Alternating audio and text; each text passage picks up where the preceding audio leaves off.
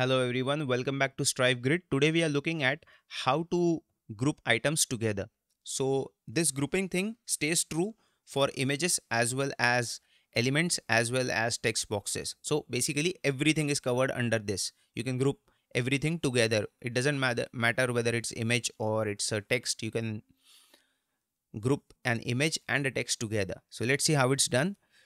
So this is mostly useful in cases wherein you want to move the text or everything at once. So it's very simple. Just select all of them by dragging your mouse on all of it. Do not drag it like this because you will have to cover all the elements by dragging them together. And now you can see the option of group. You can just click on group. And now if you see, you can move them wherever you want together. You can edit the item as well and still it will move together.